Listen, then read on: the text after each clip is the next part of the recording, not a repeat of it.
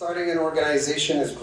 امریکای په کیلیفورنیا ریاست کې ځایي مسلمان ټولنې د یونایټډ سټیټس مسلمز پبلک افیرز کمیټي یا یو اس امپیکټ په نوم یو داسې بنسټ جوړ کړی چې هدف یې په مستقبل کې د امریکای په سیاست کې یو فعال برخه لرلو لپاره د مسلمان ټولنې وګړي په یو پلیټ فارم رايوځای کول دي. We are 8 million Muslims in United States. مونږ په امریکا کې 8 میلیونه مسلمانان یو 4 میلیونه رجسټرډ ډرایور کوونکي یو. سیاست کې یو فعال برخه لرلو لپاره مسلمانان خصول زموږ د تنظیم د توجه مرکز دی چې ځان رجسټر کړي او خپل رائے ورکول لپاره بهر روزي. تیرونه د یو اس امپیکټ بنسټ جوړونکو په سان فرانسیسکو بے ایریا کې خپل یو افتتاحي دستور تر سره کړه.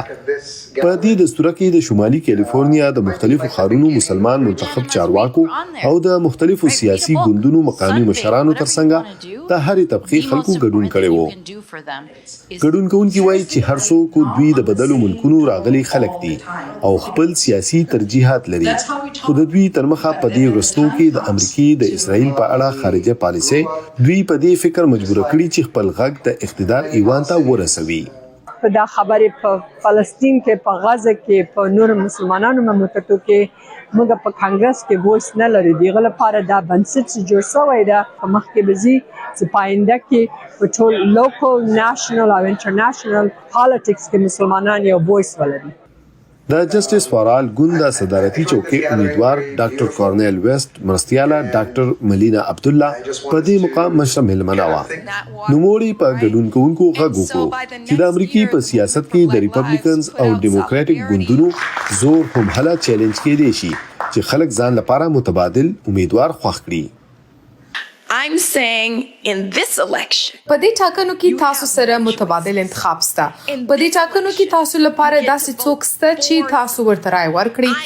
زه او ډاکټر کارنیل ویسټ تاسو ووټ واړو او موږ تاسو دا ووټ ګټلو ته ژمن یو.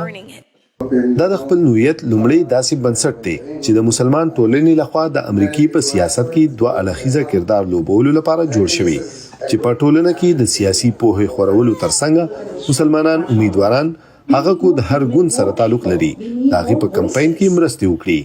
I think the important thing is to keep مخ وړاندې تل تر ټولو مهم دي. مونږ بدلون په مستقل مزاجي سره راوستي شو. سوړی او سلوي ګټي مونږ خپل هدف ته نږدې کول شي. خپل هدف تر لاسه کولو لپاره مونږ ته په هر کچه ګټي پکار دي. که هر څه کیږي خو دا مبارزه او درېدل نه دي پکار. په سان فرانسیسکو پوهنتون کې د منځني ختیځ او امریکایي سیاست د امور ماهر ډاکټر سټیفن زیونز تر مخه د مسلمانانو د ناڅاپي سیاسي بیدارۍ ترشا یو شمېر محرکات شتون لري.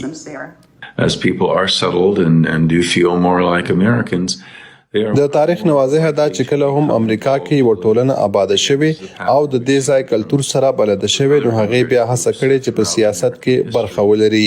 زما په ان غزا په دې لړ کې ډیر لوی تحریک نشي کېده خو کله کله یو مخصوص بحران خلک وهڅوي چې سیاسي لار ونیسي. یو ځل چې دوی سیاست ته ور داخل شي نو دوی بیا د خپل نورو مسلو حل هم دغه لارې لټوي. د تنظیم د جوړونکو تر مخه دوی د امریکای نورو غټو ښارونو ته خپل بنسټ د غزولو په مرحله کې دي او هیله لري چې په راتلونکي کې به وکولای شي چې په هر کچا سیاسي روحان فکر خلک راوړاندې کړي. راشد خټک، وی وی ټیوا، سان فرانسیسکو.